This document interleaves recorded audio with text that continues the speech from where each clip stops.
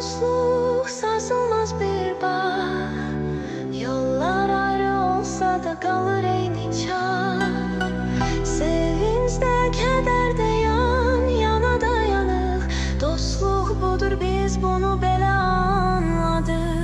Güneş doğanda ya yağış yağanda, dost yüreğinde sığınacak tapdım ben. Sözler yetmez oldu, gözler danıştı. Bir bakışla her şeyi anladık biz. Möhkem dostluk, sarsılmaz bir bağ.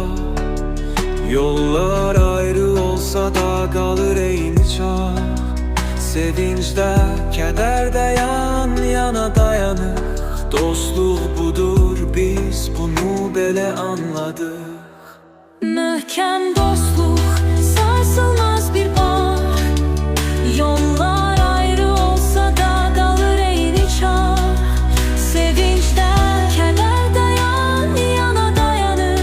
Dostluk budur, biz bunu böyle anladık. Yo, we started from the bottom, just two kids with a dream. Through the highs and the lows, we built a team. Late night talks under the same moon.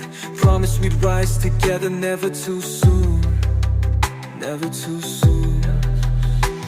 Through the storms and the rain, we held it down. When the world turned cold, we wore the crown.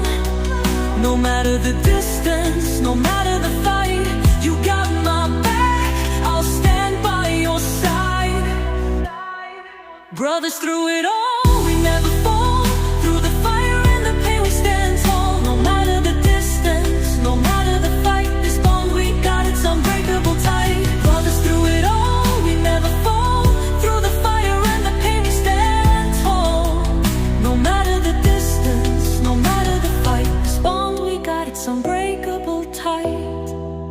Zaman geçir, dünya değişir, ama dostluq heç vaxt solmur, ərilmir.